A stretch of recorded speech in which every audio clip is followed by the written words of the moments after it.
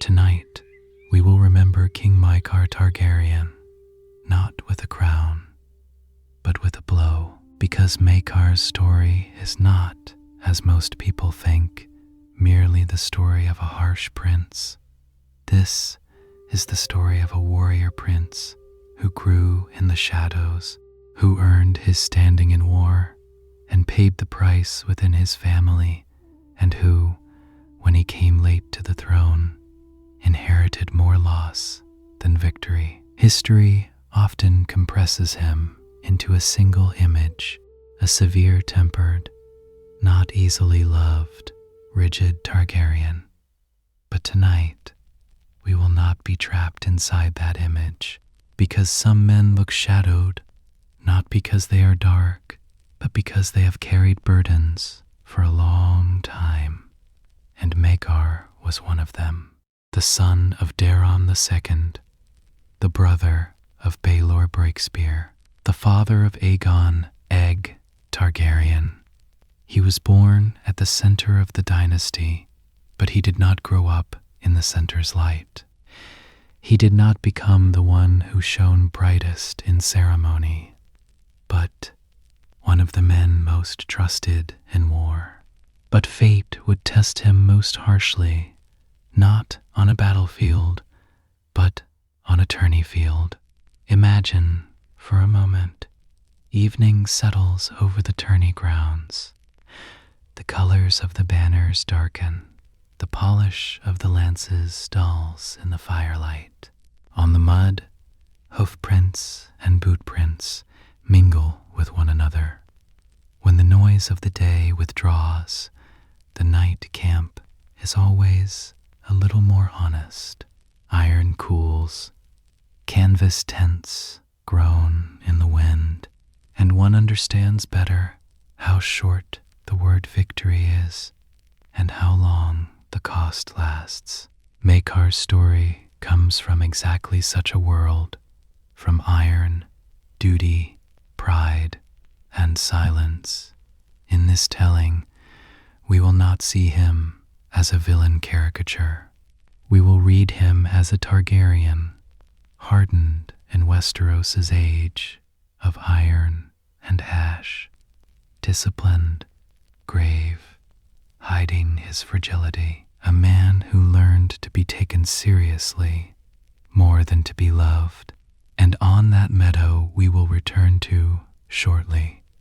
We will see why a single blow shadowed not only a day, but a lifetime, a house, and a son's future, because some lives are remembered not by a victory, but by an echo. Maekar's was too, and that echo would reach all the way to the fate of the son who would one day ascend the throne. Maekar Targaryen was the son of King Daeron II.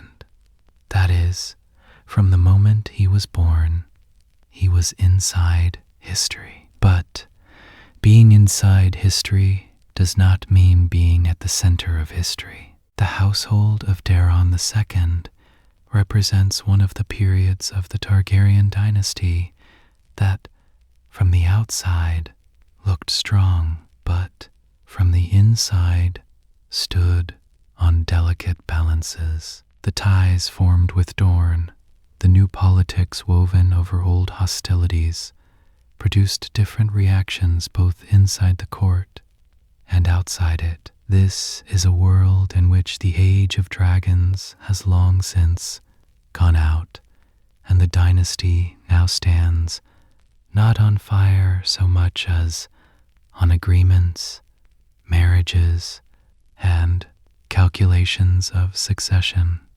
And in such a world, the value of a prince is measured not only by his blood, but also by what kind of man he is.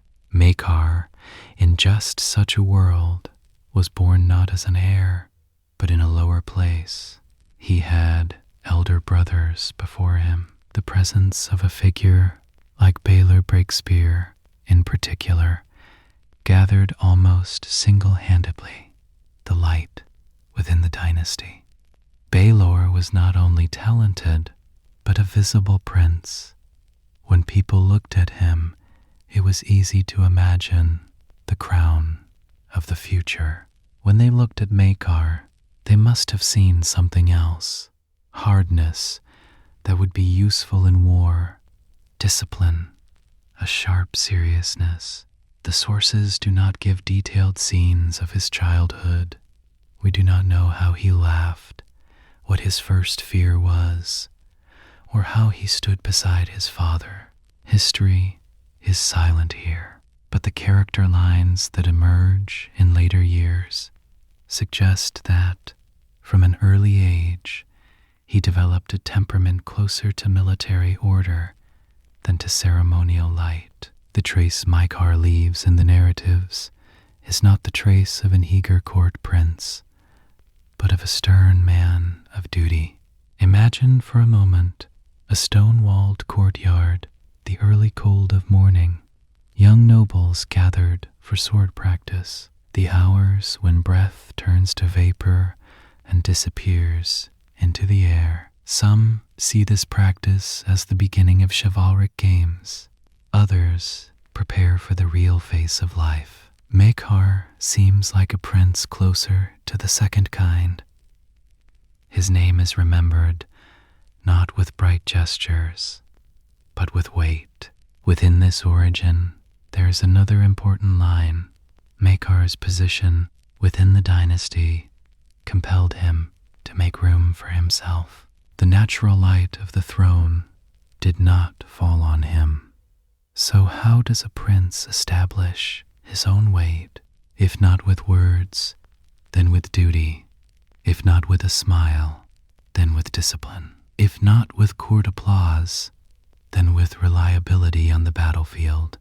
That is why Maekar's early image is not the image of the beloved prince. It is more the image of the necessary prince. And sometimes history does not love those who are necessary.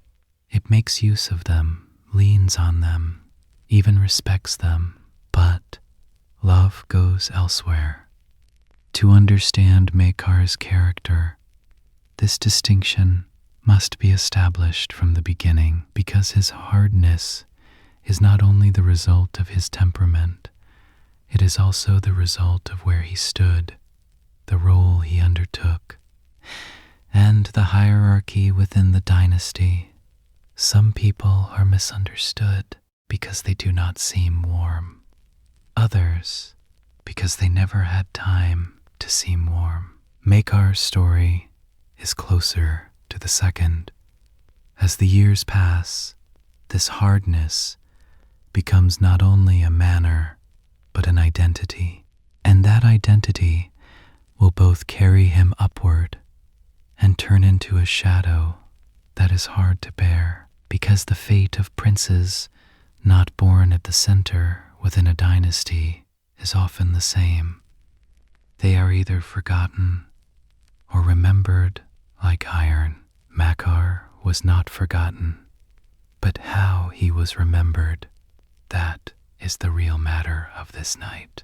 For Maekar, the road to power runs not through the fine carpets of court intrigues, but rather through the hard stones of iron, discipline, and reputation. Making this distinction is important because the word power has been misunderstood many times in the history of Westeros. Every prince wants power, but not every prince wants the same kind of power. Some want a crown, some want influence, some want security, some only want to be taken seriously. Looking at the traces left by the sources, Maekar's path comes closer to the last two: military weight, the responsibility of duty, and the power of being a support in the dynasty's difficult times. Thinking of him on this axis is necessary in order not to trap Maekar in the cliché of ambition for the throne. One of the greatest tensions of Daron II's reign is not so much the dynasty's external enemies as internal shocks to legitimacy. The birth of the Blackfire line and rising claims create an age in which the Targaryen order is tested not only by who is rightful, but also by who appears stronger. In such periods, it is not enough to be a pleasant face at court. One must be durable in the field. This is where Maekar's power takes shape. Imagine for a moment the preparations of the royal armies, the gathering of banners, the heavy advance of supply wagons, the smell of coal coming from the smiths' tents. Even before war begins, it is a matter of order. It is disciplined men who make it possible to remain standing in the middle of chaos. Maekar's name begins to be spoken together with this kind of discipline. He appears less as the star of a feast and more like the backbone of a hard day. Along this line, his marriage and family ties are also part of dynastic politics. Maekar's marriage to Deanna Dane is a bond that carries meaning within the Targaryen household's network of regional relations. However, the sources say very little about the private emotional aspect of this bond. That is, we cannot know how they spoke to one another, what kind of order they established within the home, or which evenings passed in silence. Here again, history turns to stone, but we see the results. The children born of this marriage will turn into a line that determines not only Maekar's family, but the future of the dynasty. Maekar's path to power divides in two at exactly this point: weight on the battlefield and the responsibility of fatherhood within the dynasty. In the first, it is possible to stand like iron. In the second, the same hardness does not always work. Yet, when we look at the life of the young and middle-aged Maekar, we see that he was known first as a warrior prince. This is no accident, because while there were already figures shining within the dynasty, the most natural way for Maekar to make himself visible was to do his duty well. Duty, a word often spoken by nobles in Westeros, but one that few can carry on their shoulders for long. Maekar seems to have carried that word. For this reason, his rise comes not through applause, but through accumulation. Rather than suddenly shining within a great moment, he is one of those men who gain weight over years. The reason people turn and look at him is not how loved is he, but the question, is he useful in hard times? And such a reputation gives a person protection and loneliness too, because respect is not warm. At court, those who are loved have crowded circles around them. Those who are respected, however, have quieter circles. People are measured when they approach them. They weigh their words, and even if they admire them, they behave cautiously. The air Maekar carries is often felt this way in the narratives. A prince who is not easy to approach, open to being misread, but whose power is not doubted. This path will later open for him, the road to the throne as well. But by the time he reaches that point, the matter will no longer be only power, because while power sometimes raises a person up, at the same time it also hardens certain things within them. We see this clearly in Maekar's story. Iron is useful, but if it is held in the hand too long, it hardens the hand as well. One of the strongest ways to understand Maekar's story is to see him not alone, but within mirrors. And the greatest of these mirrors is, without question, his elder brother, Baelor Breakspear. Within the Targaryen dynasty, brothers are often not only relatives, they are also different future possibilities. In that sense, Baelor and Maekar are like two different answers from the same house. One stands closer to the symbol of visible charisma, political weight, and nobility before the people. The other to military seriousness, rigidity, and reliable hardness. History sometimes likes such pairs because contrast makes the narrative easier. But real life is more complex than narrative. For that reason, to read them in straight lines such as good brother, bad brother would be both shallow and mistaken. Still, it is hard to deny this feeling. Baelor receives more light, Maekar carries more burden. How did this difference reflect on their personal relationship? The sources are not detailed on this matter. We are not given private conversations, resentments, or scenes of open rivalry between them. Here, too, history remains behind closed doors. But events show us one thing. These two princes, serving the same house, assumed a complementary function within war and politics. This complementarity is strong enough to pass into history during the First Blackfire Rebellion with the phrase, hammer and the anvil. The hammer and the anvil. This is not only a tactical analogy, it is also like a summary of their characters. The hammer delivers the blow, is visible, is remembered, becomes legend. The anvil receives the blow, carries the load, remains solid, but is not told with the same brilliance. Maekar's historical fortune is a little like this. He is, most of the time, in the role of the anvil. Imagine for a moment the tense air before the red grass field, dust, sweat, long waiting, the quiet conversations of men beneath the banners, that heavy emptiness in the distance before the battle begins. Epics usually tell the charge, but the fate of wars is often decided by those who stand, those who do not break the line, those who do not retreat, those who absorb the blow. Maekar's military image rises exactly here.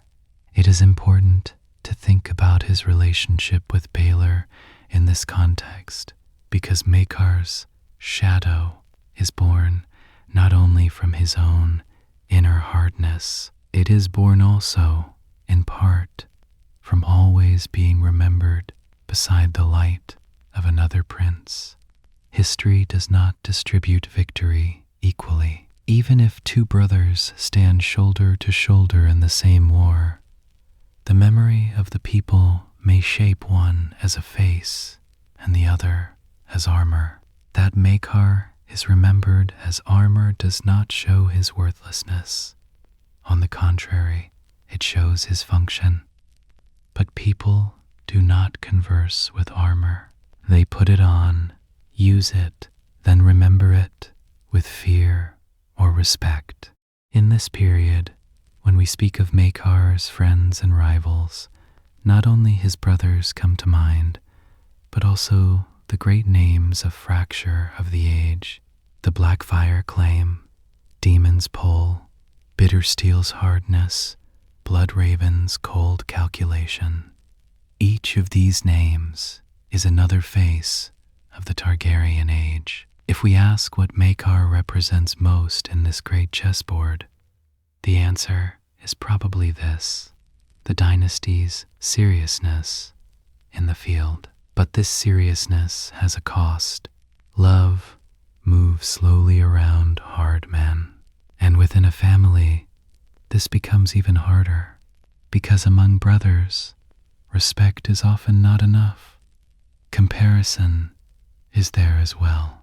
Who is brighter? Who is more loved? Who is more fit for kingship? We do not know how these questions echoed in Maekar's inner world. The sources are silent, yet the pride and rigidity he carries in later events may suggest that such comparisons did not remain unimportant throughout his life. Perhaps one of the most tragic aspects of Maekar begins exactly here.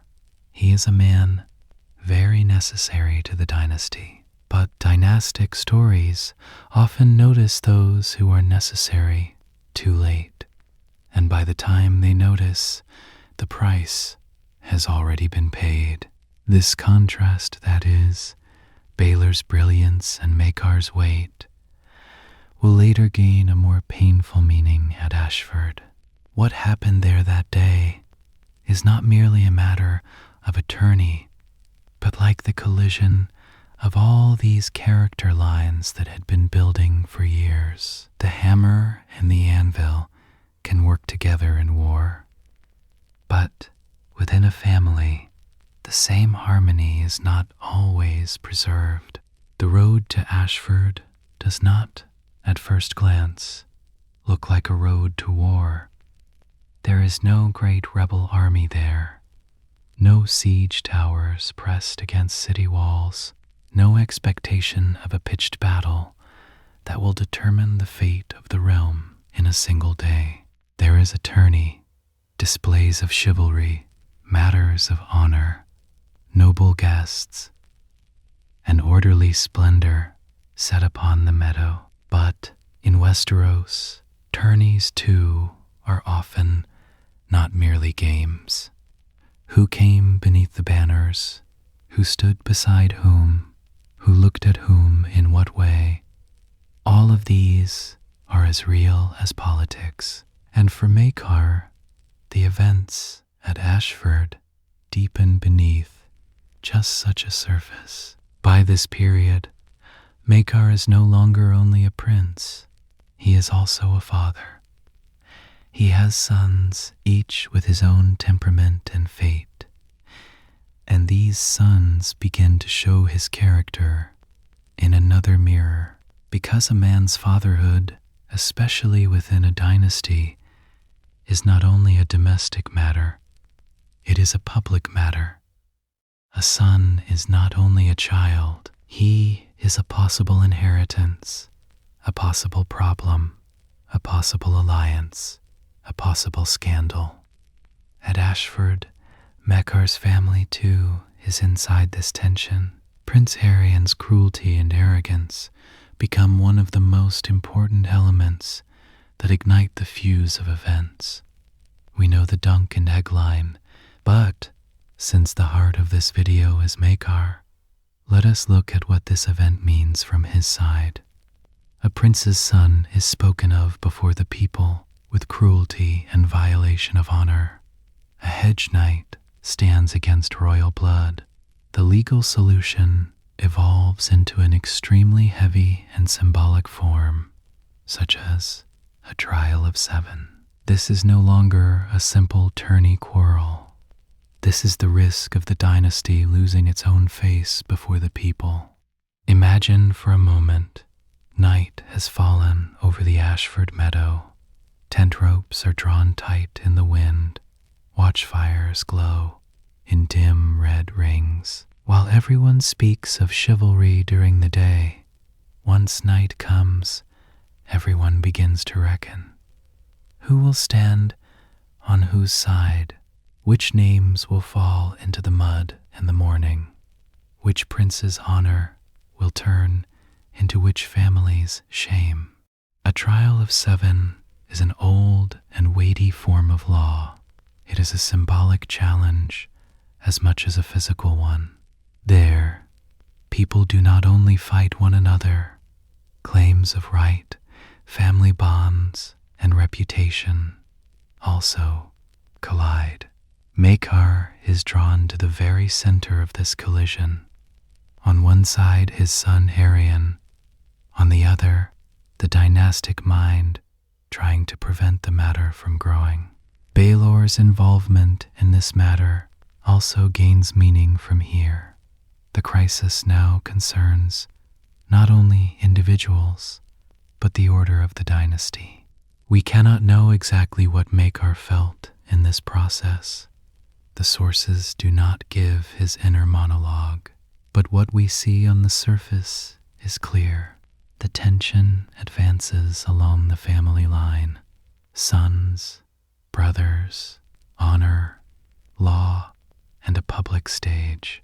When this many lines intersect at a single point, whatever the outcome, no one remains the same.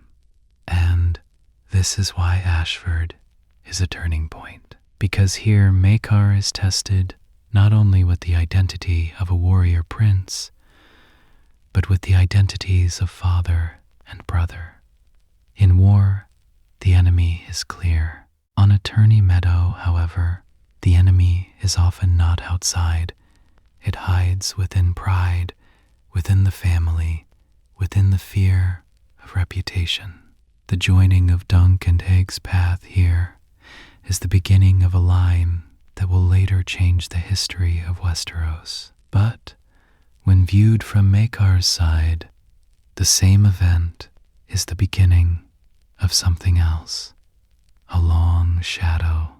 That shadow is not fully visible until the fighting begins in the morning. When morning comes, iron speaks, and when iron speaks, some fates become impossible to take back. One must be careful when speaking of Maekar's dark core, because what we are speaking of here is not a devilish evil, but rigidity, pride, suppressed emotion, and a need for control. It is easy to villainize Maekar, harder to understand him. And what we are trying to do tonight is precisely that harder thing. The tragedy at Ashford, that is, the mortal wound Baelor received at the end of the Trial of Seven, casts a thick shadow over Maekar's name. At this point, it is necessary to be clear in terms of canon.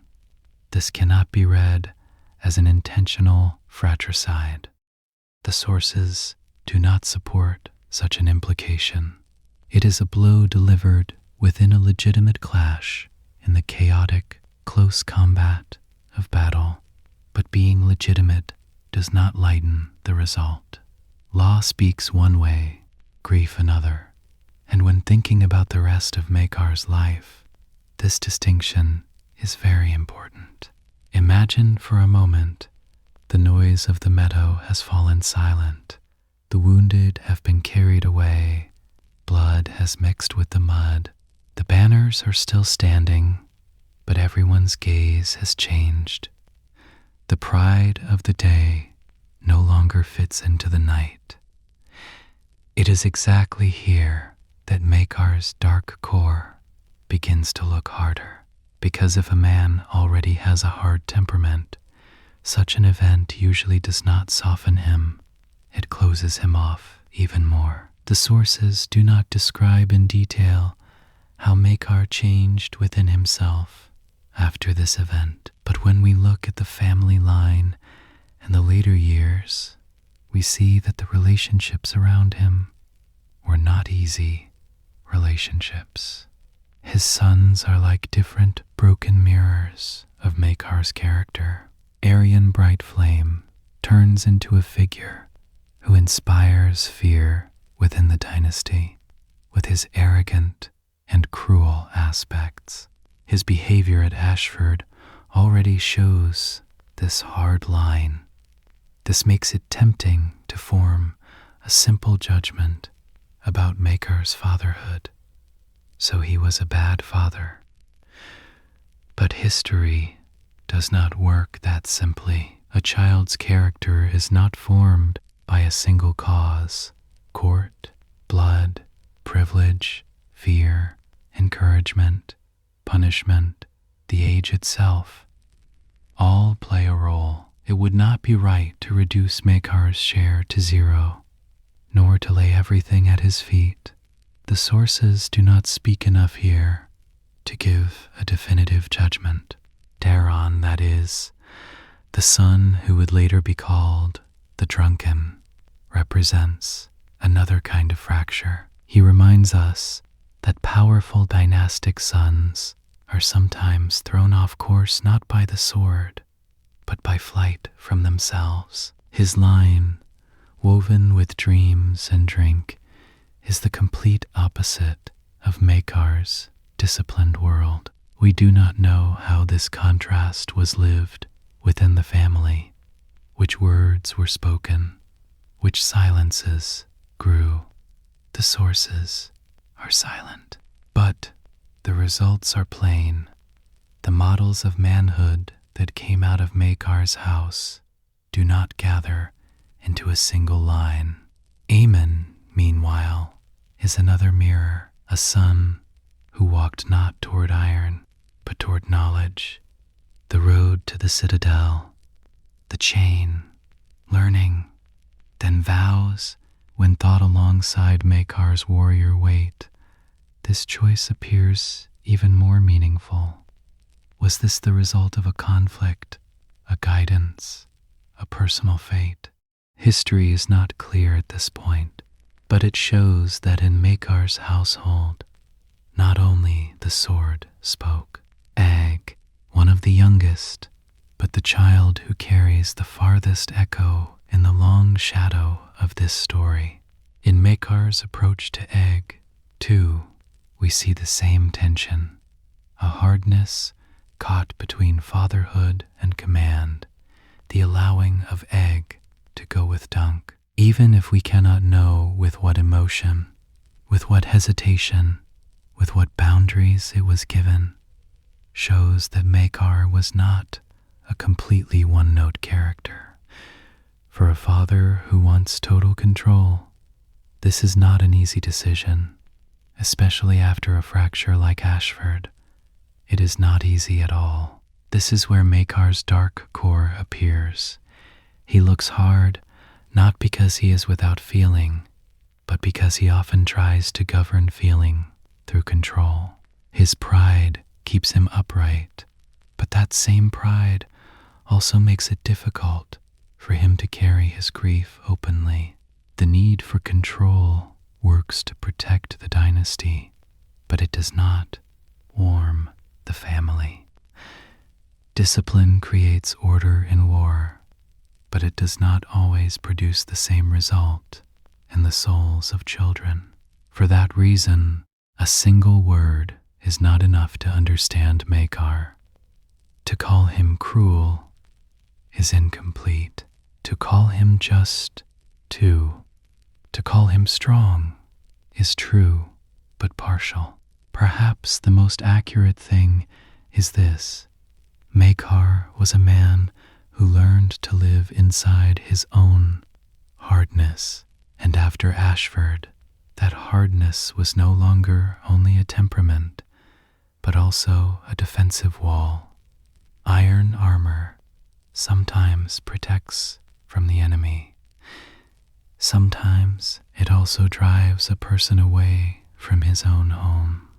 When Maekar's name is spoken together with war, the shadows of two different meadows overlap. One is the red grass field, the great battlefield that determined the fate of the dynasty. The other is Ashford, the place where a tourney meadow turned into tragedy, and perhaps the deepest contradiction in Maekar's life lies exactly here.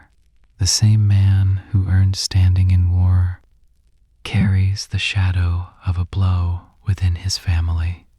First, let us return to Redgrass. The first Blackfire rebellion is for the Targaryen order not only a rebellion, but a fracture in which legitimacy is tested by naked force. Daemon Blackfire's personal charisma, warrior prowess, and the power gathered around him show that the realm cannot be held by legal right alone. In such a war, for the royal side to win, it needs not only brilliant names, but also solid order. It is here that the historical formula by which Baelor and Maekar are remembered together appears: hammer and the anvil. Baelor's power of charge and strike combines with Maekar's holding, stabilizing, uncollapsing weight. Imagine for a moment the morning mist is lifting. The ground is heavy with the smell of red earth and grass. The ranks are tense. Horn calls come from afar. When the moment of the charge comes, everyone sees those who surge forward, but they understand the work of those who hold the line only after the battle is over. Maekar's standing is forged within just such a war. His strength is endurance more than display. In the language of the battlefield, this is a very great virtue. Red grass gives Maekar military weight. It makes his place within the dynasty harsh but indispensable. This is the victory side of his life. But in Westeros, victories are rarely clean. Years later, what happens at Ashford casts Maekar's warrior identity in another light. The Trial of Seven is not a pitched battle, but it is still a real clash. People are truly wounded, truly die, and there, Baelor is receiving the mortal wound. Maekar's brother stands like a bitter irony of fate. The brothers who held the dynasty upright together at Redgrass face one another at Ashford within the same dynasty's internal tensions. The direction of blows changes, and the result does not remain the same. At this point, the word cost gains two layers for Maekar. The first layer is public. After Ashford, his name, no matter how skilled a warrior he is remembered with a tragedy. Human memory is like this. It can compress years of service into a single day. The second layer is personal. Baelor was not only a prince, he was a brother.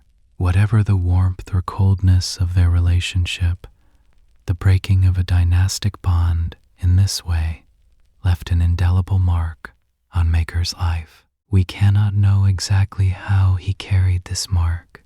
The sources do not give his inner world, but the hard image of Maekar in his later years cannot be read independently of the shadow of this event.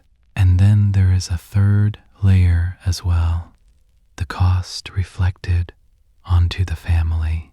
Ashford lays bare Aeryn's character before the dynasty. Egg's path separates from the rest more decisively with Dunk. Maekar's authority as a father is tested not only in a closed palace chamber, but before everyone's eyes. In war, enemy lines are clear. Within a family, the cost spreads more quietly. The standing he won at Redgrass does not protect him at Ashford. This is the essence of Maekar's tragedy, because in Westeros, people often think like this: one who is strong in war will also be strong in the rest of life. Yet the strength of war and the wound of family are different languages. Maekar spoke the first, the second, perhaps, he never fully learned. For a moment, place the two scenes side by side. At Redgrass, a prince who does not break his order amid dust and horn calls. At Ashford, a prince who loses his brother amid mud and broken honor. The same man, the same hands, but the meaning history gives is entirely different. For this reason, to call Maekar a warrior is correct, but insufficient. What truly shapes him is not only fighting, but having to carry the cost of war in other domains. If Redgrass taught him how to be an anvil, Ashford showed him that even the anvil can crack, and this crack would not close even when the crown was placed upon his head later, because some wounds do not heal. They only become invisible beneath affairs of state, family, responsibility, and the dust of time. Maekar's ascent to the throne looks, from the outside, like a rise. But when you look closely at the steps of that rise, there is a loss beneath every stone. In the history of Westeros, some crowns come with victory, others with the silence of emptied places. Maekar's crown is of the second kind. He was not a prince who shone in youth as the chosen heir. Before him were his elder brothers, their children, and the dynasty's other hopes. As the years passed, war, sickness, and death thinned this line. The harsh period of the Great Spring Sickness, which also cut through the dynasty, the losses in Baelor's line, and other shocks of succession emptied the Targaryen family tree, not only mathematically, but emotionally as well. In the end, when the crown came to Maekar after Harris I, it carries less the feeling of, at last it is his turn, than the feeling of a weight falling on the shoulders of those left behind. That is why Maekar's summit is not a bright summit. It is a delayed crown. Imagine for a moment the stones of the coronation hall are cold. Candlelight trembles across the high ceilings. Ceremonial words are spoken. Nobles kneel or bow their heads. From the outside, everything affirms the order of a kingdom. But in such moments, especially with crowns that come late, there is also a second ceremony that cannot be seen, the counting of the lost. Unseen shadows stand around the throne. The questions, who was this crown closer to first? Who might have been? Who is no longer here? Move about in silence. Maekar enters that hall, not only as a prince, but as a man who has carried loss. At this point, his earlier image, hard, disciplined, not easily loved, must have been read in two ways for the realm.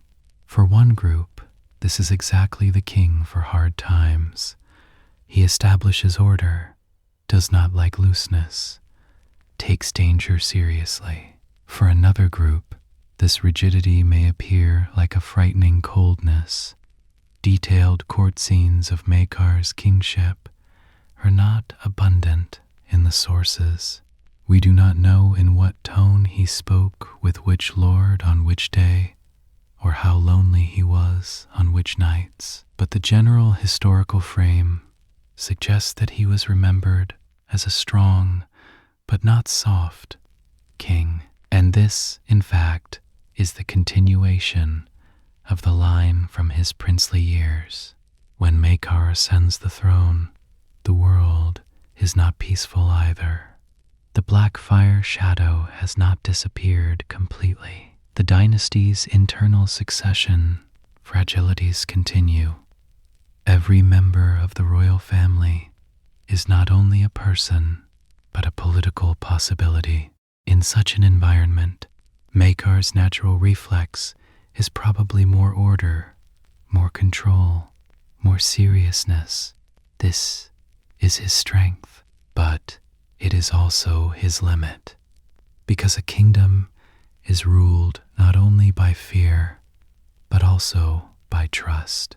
And trust is sometimes built not through hardness, but through closeness. The sources do not present a definite picture of how well Maekar spoke this second language. History is not clear here. Yet to understand why his legacy remained so debated, this possibility is important. People may have respected him, but whether they loved him is not equally clear. Still, the word summit is not empty here, because when we look at the line of Maekar's life, the warrior prince who remained in the shadows in his youth, finally carrying the crown, is one of the harsh ironies of the history of Westeros. The anvil rises onto the throne one day, but placing a crown upon the anvil does not suddenly soften it. Maekar's becoming king is not so much a transformation of character as the testing of the same character under a greater burden, and perhaps that is why his summit can also be read at the same time like a preface. Because the crown finally gives Maekar a place at the center, but being at the center does not mean fate has forgiven him. On the contrary, sometimes the heaviest blows come when a man is at the very summit. Maekar's final period makes all of his tensions more visible. As king, the need for order. As a father, a difficult inheritance. As a dynasty, fragile succession. After a man is crowned, his story is simplified in many narratives, as if the crown ends all questions. Yet, for Maekar, the crown enlarges the questions rather than ending them, because now the issue is no longer only his own standing. The order of the realm, the continuation of the dynasty, and the future of his sons all rest on his shoulders at the same time. And his sons continue to be the hardest mirrors of Maekar's life. Daeron, as the dynasty's eldest son, does not provide the expected stability. His line is blurred and fragile. Arryn, under the name Bright Flame, turns into the symbol of an even more dangerous pride. Arrogance and cruelty approach the most feared narratives of Targaryen blood. Aemon, on the path of knowledge and vows, chooses a fate far from the dynasty's line of the throne. Egg, meanwhile, through the years he spends with Dunk, learns the reality of the people and of the roads far from the court. When these four lines are considered together, Maekar's fatherhood side appears almost as complex as a map of the realm. Imagine for a moment letters opened on the king's table, wax seals broken, some news from distant castles, some from family, some from rumors of rebellion. Outside, the wind strikes the stone windows. On such nights, being a king and being a father become intertwined. Which decision protects the state? Which decision protects his son? Which cannot protect both? The sources do not detail Maekar's emotional reactions in this period. We cannot know how angry he became, how much he grieved, or toward which son he lost hope more. One must be cautious here, but the sequence of events gives us this impression.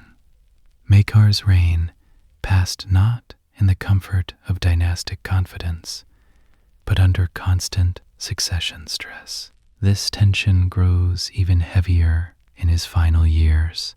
Aeryn's fate and death shake the dynasty's succession calculations again.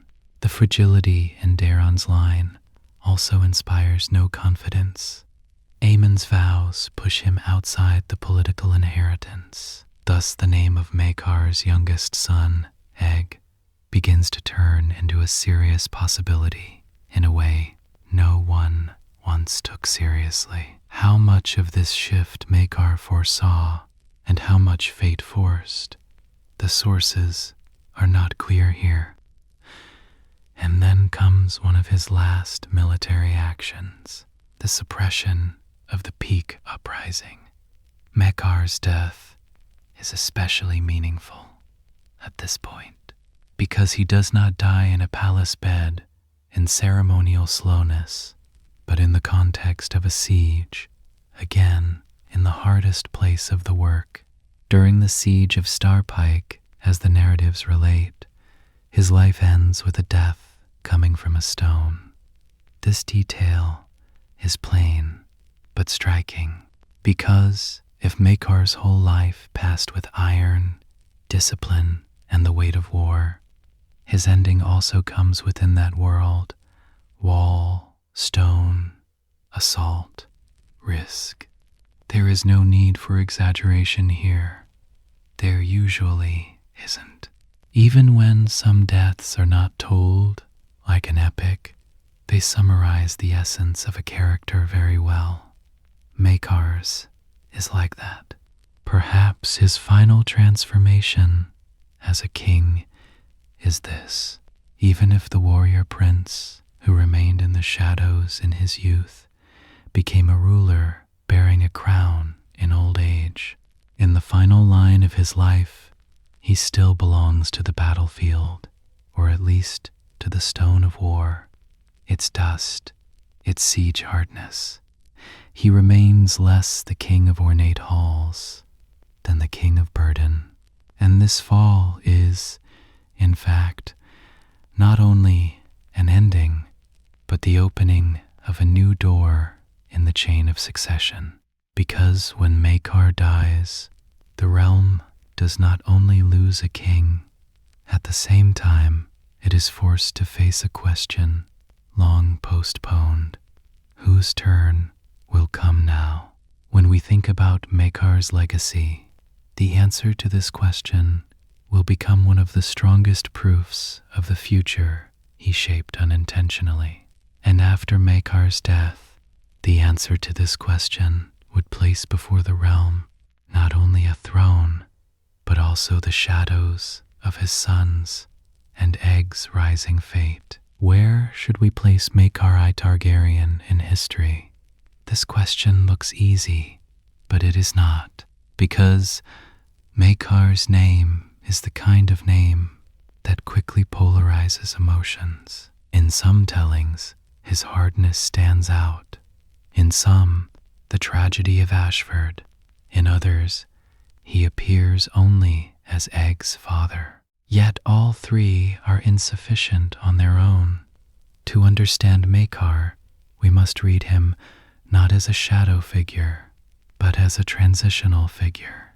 He was a man shaped within the dragonless Targaryen age, internal rebellions, fractures of succession, dynastic fatigue, and the changing order of the realm. He was known not by brilliance, but by weight.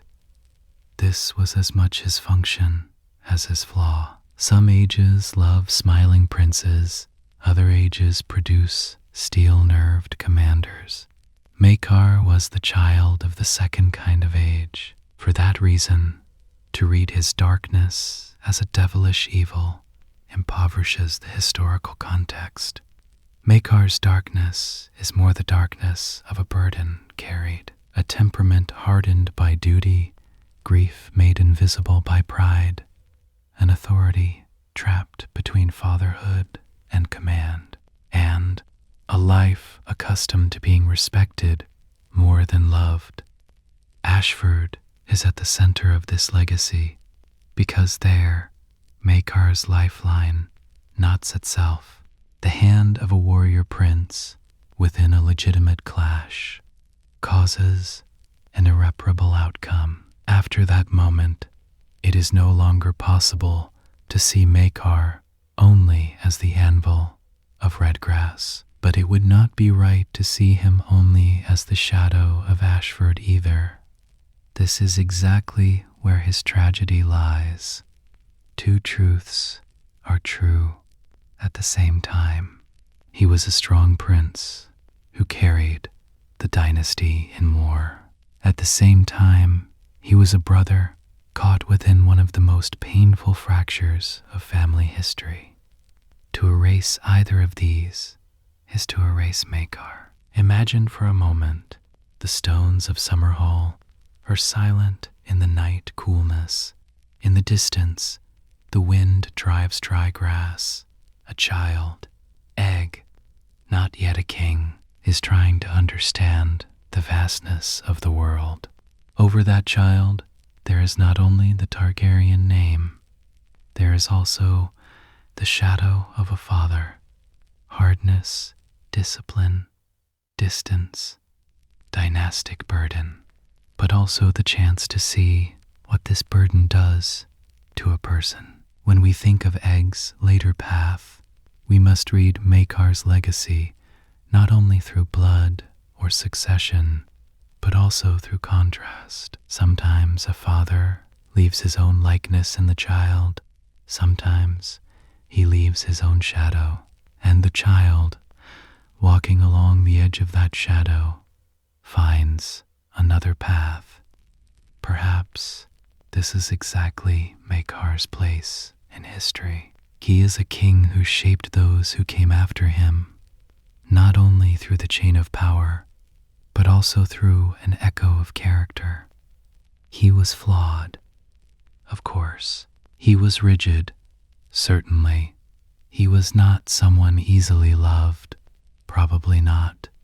But none of these is enough to reduce him to a simple bad man cliché.